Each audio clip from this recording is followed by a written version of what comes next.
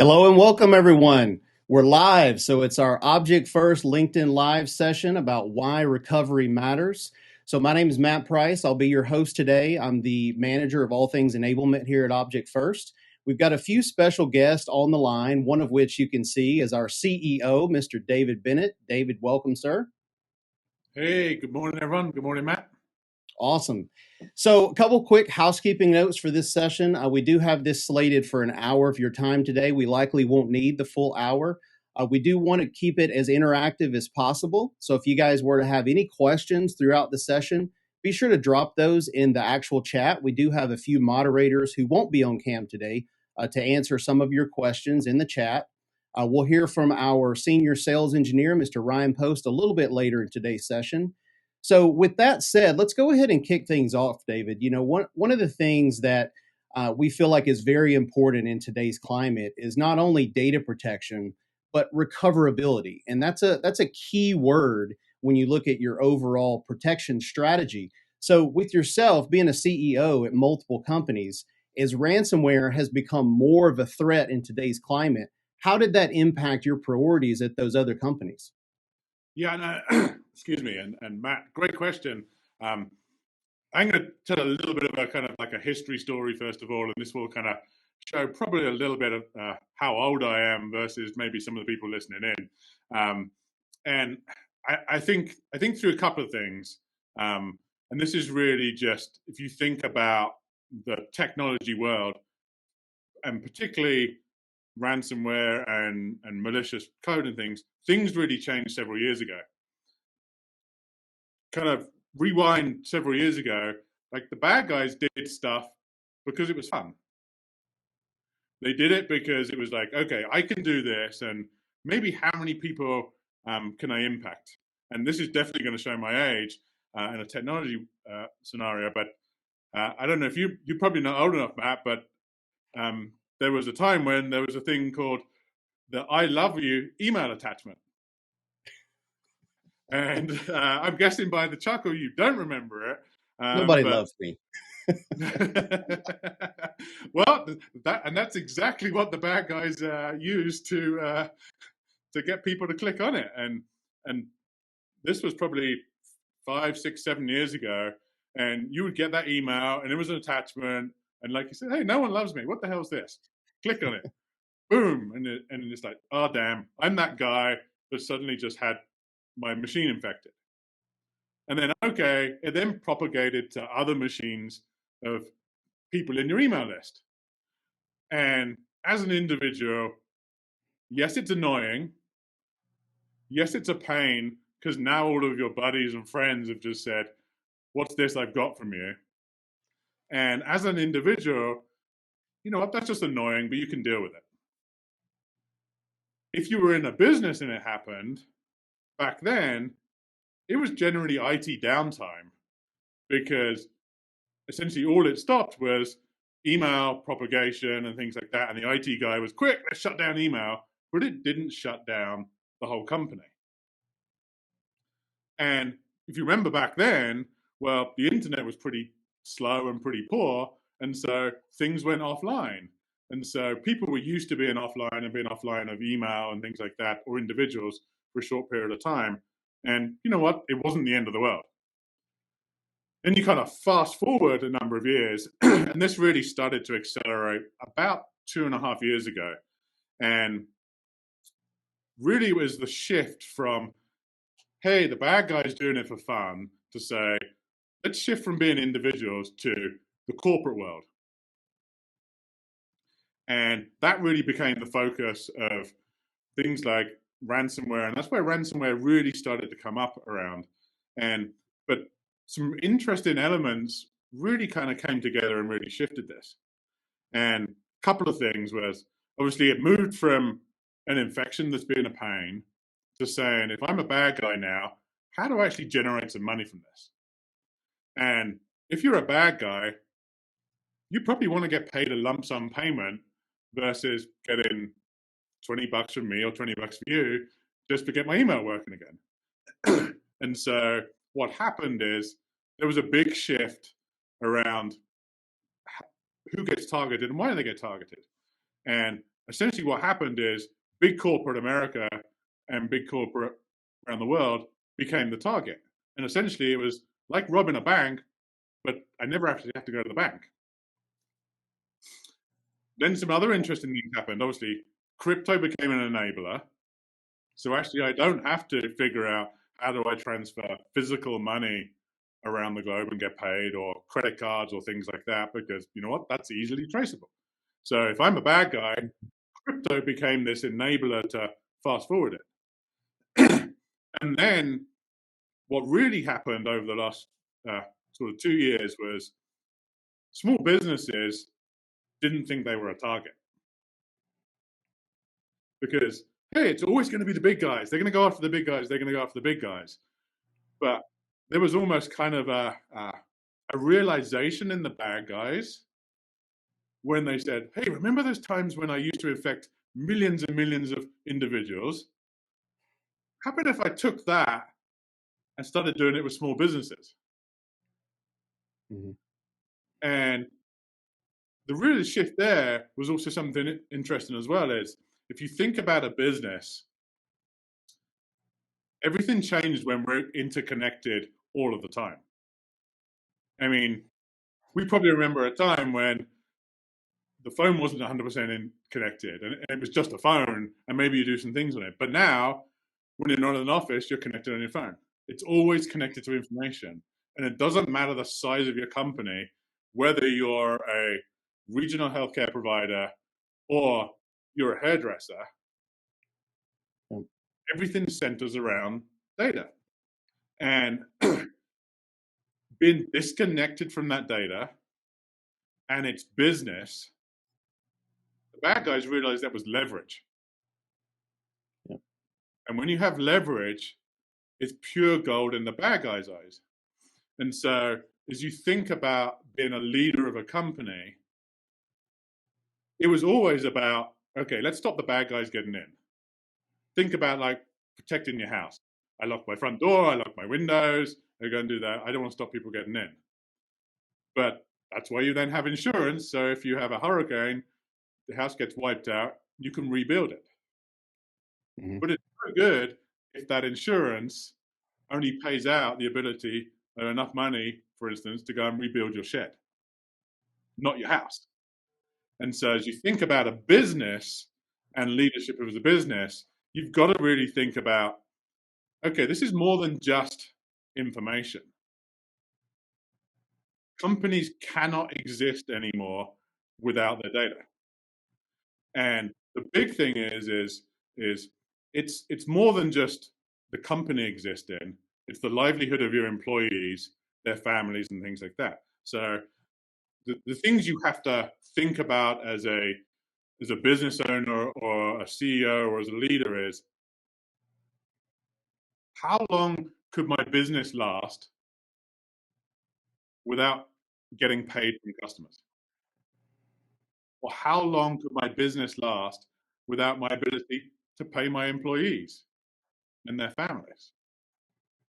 And then when you think like that, you realize that data connectivity between everything is more than just, hey, I've got a database, I've got an email system, and things like that, because everything is interconnected. And so the real shift is, like it or not, it doesn't matter how big or small you are, you're going to be a target. And when we all leave our business, we're a consumer.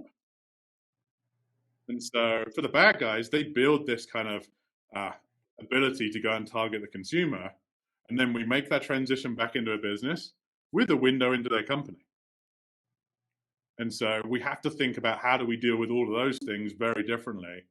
And the question you should be asking yourself is, how long can my company last without connection to information? And then whatever time frame you pick, you should probably halve it, because that's really reality. Yeah, for sure. And so you mentioned the everything's connected, like the phones. I am old enough to remember the actual telephone lines, and that was another world ago now, right? Another life. You're right. Everything's connected now. Data's getting aggregated from everywhere. So you mentioned essentially your RTO, your recovery time objective. How long could your business afford to be down and you afford to not have those services online? So many of the companies nowadays are actually testing their recovery strategies to ensure they're ready when a disaster strikes, whether it's, ransomware attacks, natural disasters, fires, perhaps power outages, things like that. Do you have any stories, from your previous experiences on how you saw that work or not work, or just any background on that as far as doing that testing? Yeah, no, absolutely. I think the first thing is you think you're prepared, but I Yeah. guarantee you're not prepared enough. And Yep. some of the interesting things are is as a business owner or as a business leader, disaster recovery normally centers around, okay, how fast can I get my IT up and running? The real thing that you need to think back is take a step back and say, going back to what we talked about, what happens if you lose your connection to all of your information? I mean, you joke then about remembering the actual telephone you have to pick up and dial it. How many phone numbers can you, Matt, actually remember off the top of your head now? Maybe a handful. That's it. And in reality, it's probably two or three. But it's probably like your parents Yep. or your kid or something like that. I guarantee you, it's not your IT director or your security guy in your company Yep. or things like that.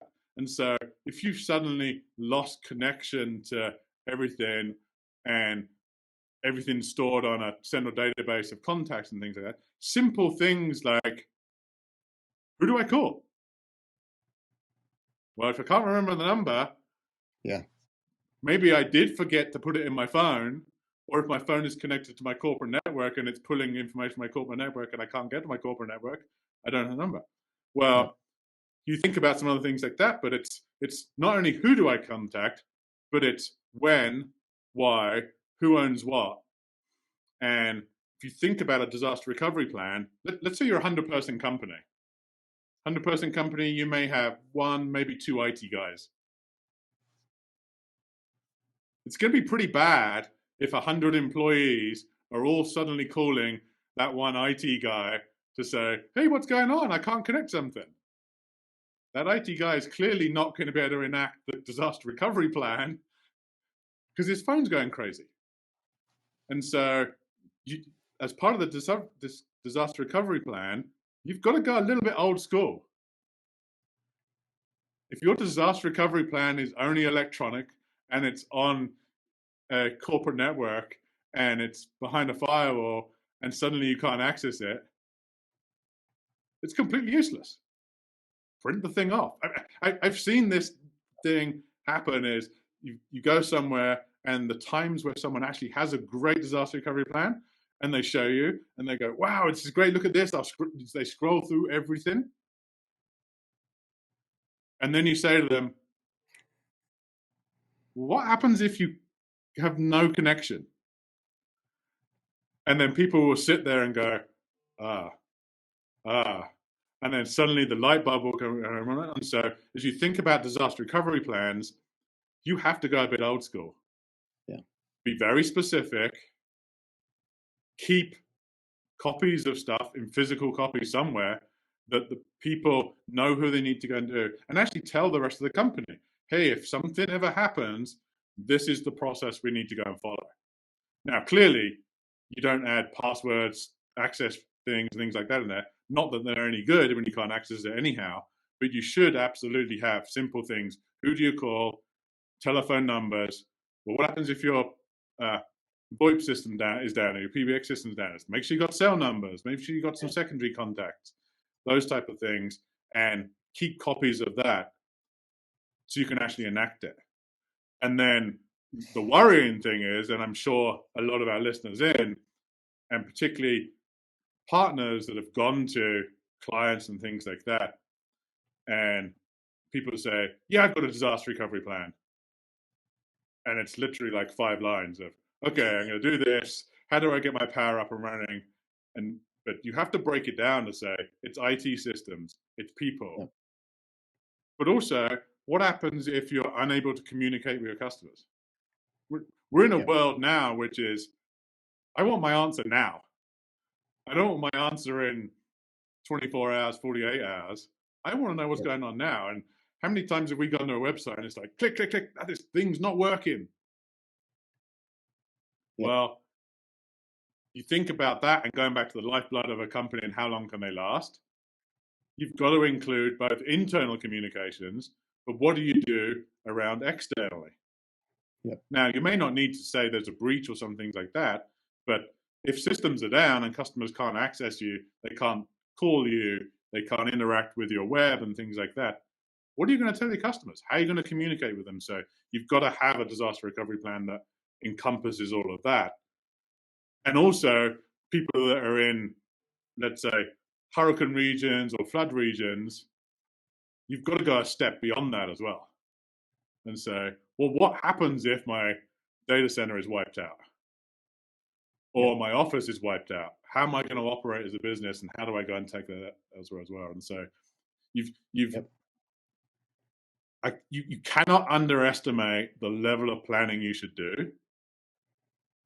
And then you should actually test it. And you said that at the beginning is, okay, let's test it.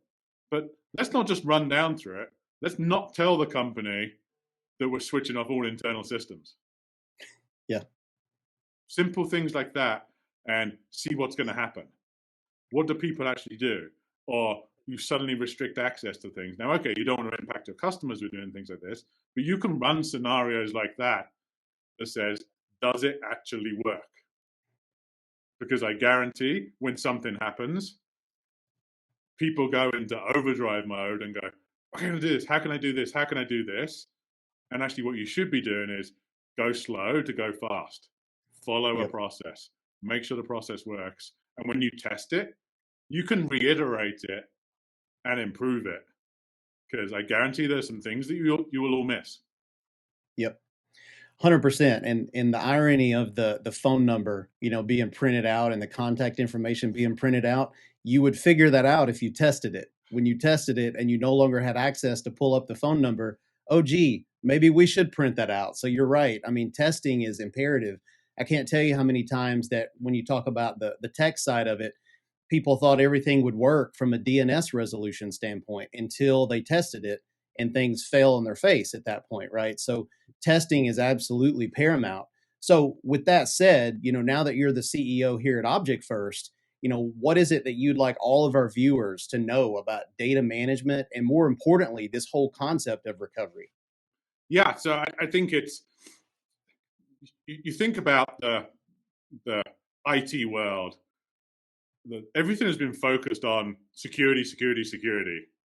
And then kind of backup was always, let's say, the kind of secondary thought, or it's a separate team that runs the backup. And there's historically been a kind of view of, I've got a backup, I'm good to go.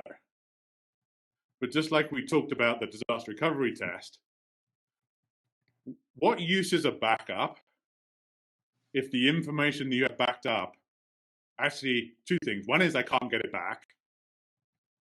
Or two, the information I get back is useless. Yep. Well, backups are completely useless. And so just as you think about disaster recovery, as you think about backups and data recovery, you should be doing scenarios to say, can I prove several things? One is, A, did a backup happen? Two, is the information I backed up actually good information? And then the really important one is recoverability. But it's also tied to speed of recovery. So going back to our kind of question number one on that story of impacts and things like that, and how long can your business be down? The questions that people need to be asking themselves in this day and age is, even if I can recover, how fast can I recover?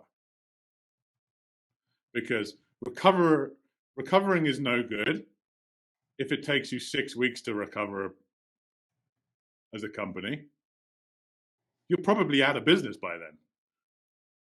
And if you think the average small business in North America generally only has enough cash to operate for a month and a half,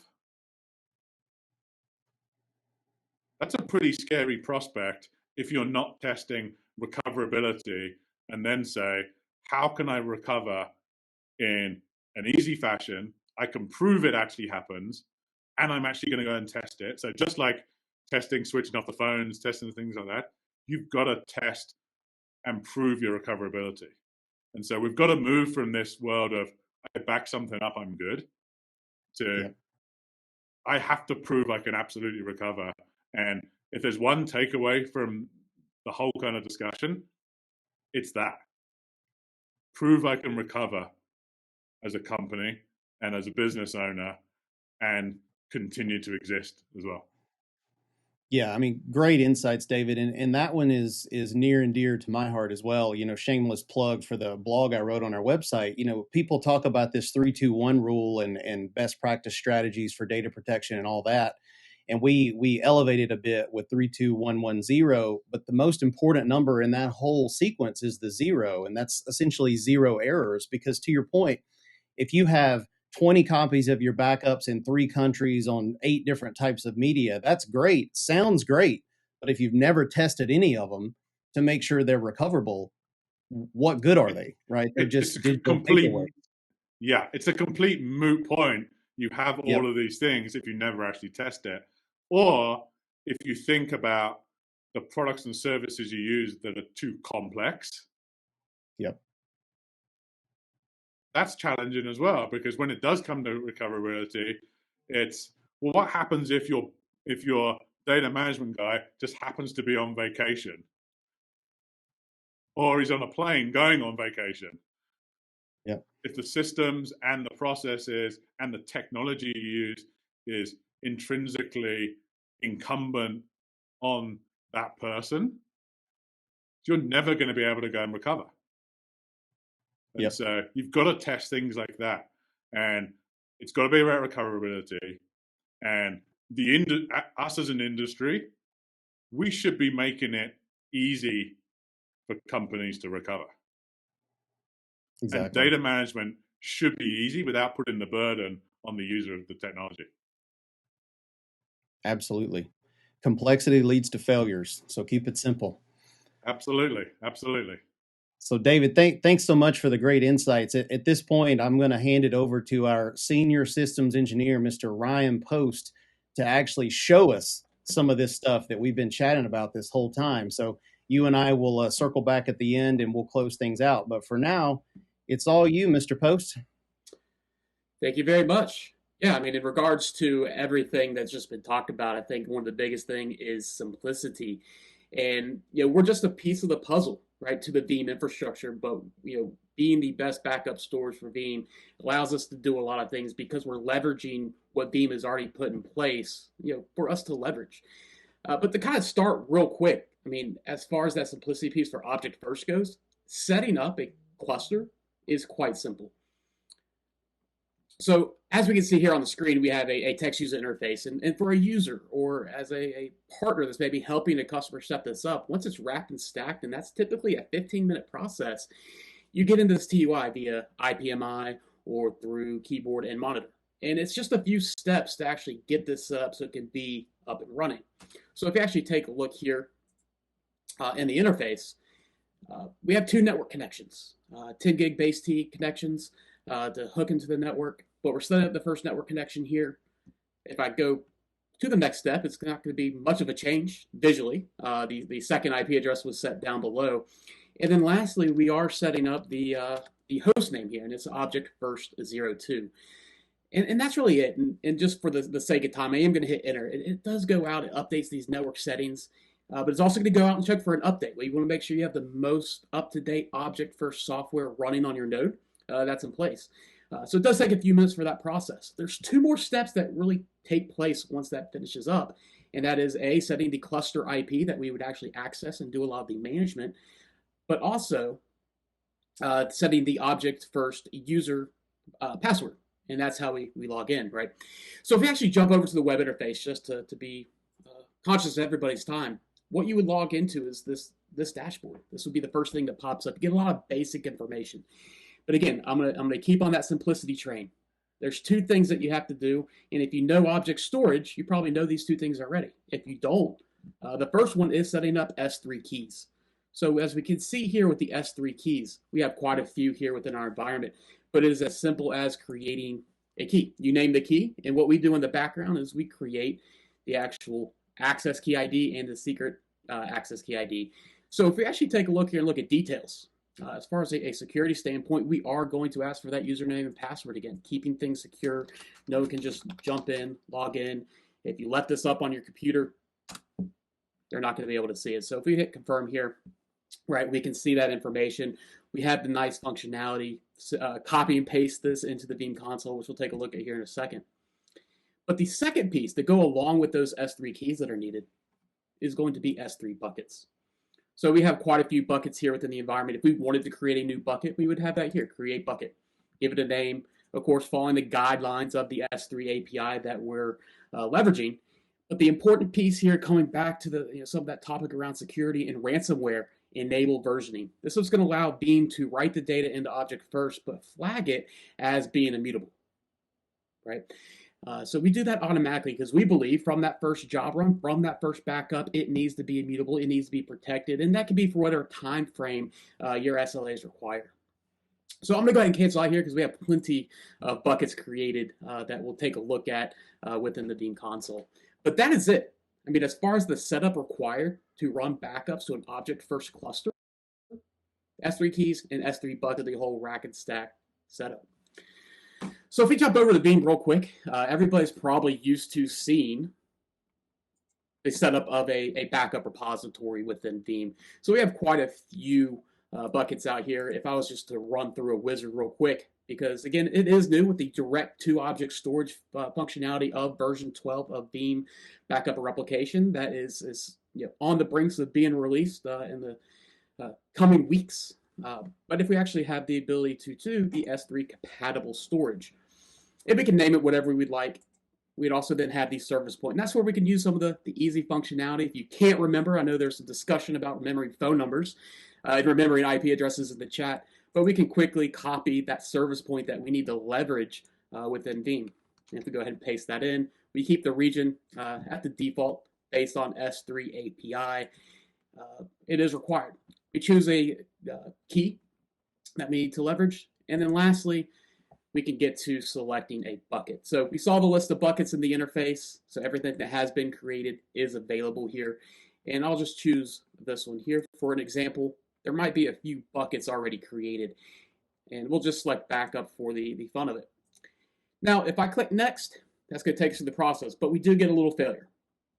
So of course, we want to make sure that we enable immutability. And that could be, again, whatever's going to be responsible for your organization's protection. 7 days, we talk a lot with customers, even up to 60 days, 90 days. Again, everyone is different in what they're looking to achieve. So if we click next, that allows us to go through and finalize the wizard. I'm going to cancel out. We have plenty of buckets. We have a repository already created because really the most important piece of this whole aspect of this webinar is recovery. So we actually have a few backups that we've created to this object first repository here. And if I jump to the home section, we can see the particular job and how it's running. Just to make a few notes about this job run, we can see that this ran at 2 GB per second speeds. And this is a single node. And you can see at max speed, 3 GB per second over here in the statistics. Right, so quite a few VMs here in our lab, and the way we communicate is via those network connections that really achieve those speeds. But again, how good are those backups if they can't actually be tested? And that's where a lot of great data management functionality from Veeam comes into play, because you are able to spin up these backups and test them in what's called Sure Backup. If you're not familiar with that, it again is a virtual lab environment that gets created. So from a Sure Backup verification job that's actually running, we can actually take a look and see it actually spun up a domain controller, went through a lot of the process and making sure that A, it's a DNS server, it's also a domain controller, it's the global catalog. And you can see that it actually resulted in 3 out of 3 tests passed. And this has continued running because there's 2 more virtual machines in this particular scenario, Veeam1 and a Veeam backup and replication server, the one we're actually on now. You can see that it was successful in the status. It went in and did some of the other tests. If we actually scroll up, looking at the IP addresses, looking at the parameters, the heartbeat test passed, the network connections have passed. And if you're not familiar with the virtual lab functionality within Veeam backup and replication, there's all sorts of things that can be done, but it really helps you isolate and actually do some IP masquerading so these VMs and these backups that are being spun up can actually run with the production IP address. But again, it's isolated away. It's not going to affect the actual production VM that's running. But if I actually jump down here into the Veeam1 server, we can see that it's actually going through and it did a virus scan. And that's what it's actually doing currently. It's running through, it's scanning the Veeam1 server for any viruses that might be out there. And it will do also some of the other tests like the heartbeat test, the ping test, any additional scripts that may have been added in for the testing. And so this ensures that the backups are good to go, that if you had to recover, you actually could.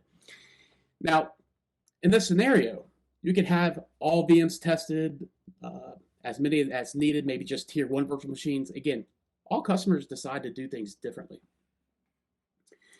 But once you have verified that your backups are actually working, what happens is you actually need to go recover, right? And one of the great things about not only Object First being simple, it's also powerful. We just saw within the backup speeds that it was hitting 2 gigabytes per second on a backup. But again, how fast is that recovery? Well, that's where we can do things like instant VM recovery. So it's the same technology that the Sure Backup is running from, that Veeam introduced back, I believe, around 2011. Again, running VMs from the backup file. And that is actually a restore scenario. So if we actually jump in, it's going to be the entire virtual machine restore. And it's going to be instant recovery. And I'm going to do an instant recovery to VMware vSphere. That's what we have in our lab environment here. And we're going to go ahead and choose the machine. So I'm going to choose from a backup job. I'm going to go to a different job with some core servers and just choose a simple RDS machine here. And we'll click next. And we're going to go ahead and restore to a different location. And on the next step, we're going to go ahead and just rename this.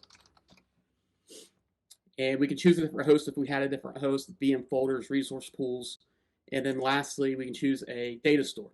Now, if you haven't performed an instant VM recovery before, there's a folder on the Veeam backup server that will actually redirect and take all the changes that have happened once we actually boot this up. And we'll take a look at that here in a second. And we can also do a secure restore as well. So the secure restore allows for that virus scan we just saw in the Sure Backup job to take place before this actually gets connected to the production network. So it would initiate whatever antivirus programs installed on that server to give us the green check mark before Veeam will actually recover it. And we'll go ahead and click next here, and we'll go ahead and finish out. I'm not going to connect it to the network because that particular RDS server is still running. But we'll go ahead and power that on.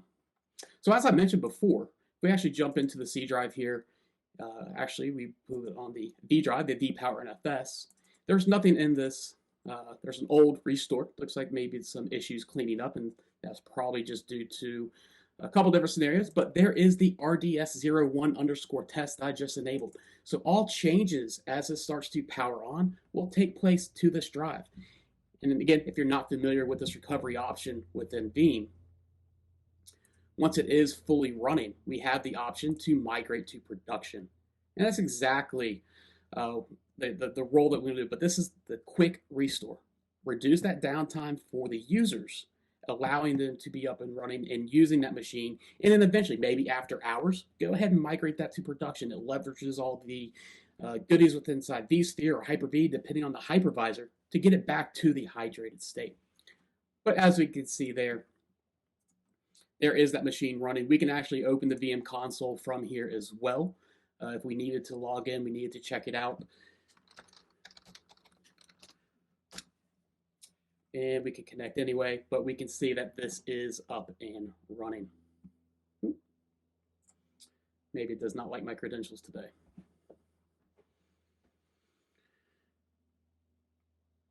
But in any case, again, that is the recovery. It is up and running. with that. Now, another feature of the virtual labs in the Sure Backup is an on-demand sandbox. So if we actually jump over to another Veeam backup server that we have and actually running a lot of the same jobs, we actually have a Sure Backup job on-demand sandbox running here.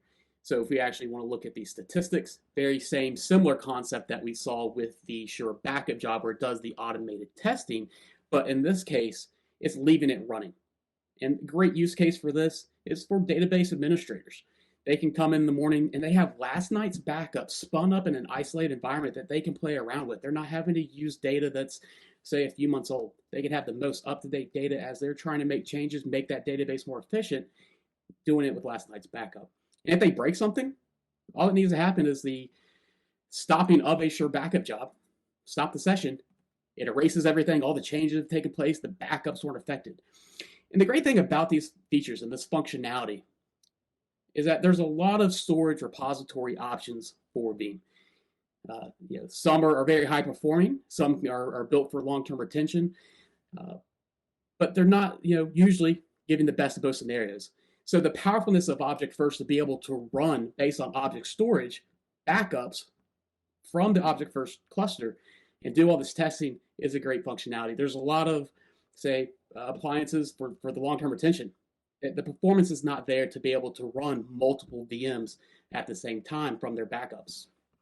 So, but jumping back to the other backup server here, we're going to go ahead and shut down the instant VM recovery.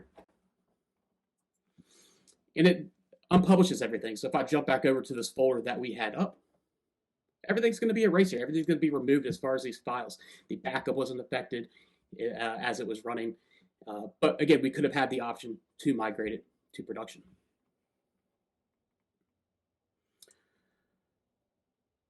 And it was unmounted. So good stuff there. So really from a demonstration purpose, that's what we wanted to go through. Showing off that, hey, these VMs can be ran from the backup in a quick recovery scenario, but also testing the backups to make sure that you can actually do that recovery and ensure that the backups are actually good, but then also leverage that as an on-demand sandbox, all from the single node or a cluster with multiple nodes in that fact. So really with that, that is the demonstration as far as the Object First recovery capabilities and testing. Awesome stuff, Ryan. So great demo. Let me just share a couple thoughts that I pulled away while you were going through it. One of the things that I even put in the chat, and you made a comment about it, is when you look at some of the capabilities that Veeam plus Object First together provide, it's all hinged on performance. When you look at doing something like an instant VM recovery with a single VM, it's a little bit less important. But the reality is, what happens when you need to do 2, 3, 4, maybe 5 that have all failed and you need to bring them all back online quickly? That's where performance is going to be crucial. And to do things like the Sure Backup verification testing that you highlighted, as well as take advantage of the on-demand sandbox functionality, which is an amazing underutilized feature, literally using a test dev environment, using your existing infrastructure. Performance on the backup storage is going to be critical, because how many times do you need a test dev environment with a single server? More times than not, you need a domain controller, DNS, global catalog, all these types of foundation services before you can actually get to the point of running your true test. So the performance on your backup repository that you choose to use in partnership with Veeam is going to be absolutely critical. And that's one of the huge strengths that Object First has, with our box, in addition to being immutable, out of the box. So great demo. Yeah, I agreed. And I mean, you just mentioned it there, Matt, the immutability piece. And so we've talked about recoverability and you think about ease of use. And although Ryan didn't spend much time in the Object First UI, it's really to the point where it's so simple. Even a CEO could set it up without messing it up. And the real key thing is, out of the box, that ability of having an immutable backup as well. And I don't have to have high-level storage guys or Linux guys that can build secure backups and backup repositories and things like that. This is really designed to not only be the best storage for Veeam, but super simple, so simple even a CEO could set it up, and it's immutable out of the box. And that UI you saw, it really is that simple. And then everything else you can manage via Veeam with the new version 12 and create that great experience to prove you can recover. And then my kind of parting comments is, and we saw it in some of the comments, is test it, test it, test it. But it's more than just test things, it's prove it. And prove you can actually do the recovery. And above all, it should be simple. A disaster recovery plan is no good if it's an inch-thick Bible of how you recover from everything that no one's going to be able to look through unless you can go and do it. So test it, prove it again, and prove it again, and make sure it's simple. Yeah, I couldn't agree more. You know, in documentation is critical. And, you know, one of the last things that I'll mention on the Sure Backup that Ryan touched on is not only do we go through, you know, with Veeam and Object First and test and do all the stuff that he talked about, like ping and heartbeat, and we can verify certain services have started, like, you know, DNS servers, global catalogs, and what have you. But once all that is done, Veeam will actually spit out a report so that if you need an audit trail that showcases that, look, you've been testing your backup for true recoverability every day, every week, every month, every year, what have you, you can have that automatically generated. So this entire cumulative joint symbiotic process essentially can run automatically on a schedule. So again, you got to have the performance under the hood to enable it. That's where Object First comes in. So I love the concept. Ryan, any parting thoughts from you before we adjourn?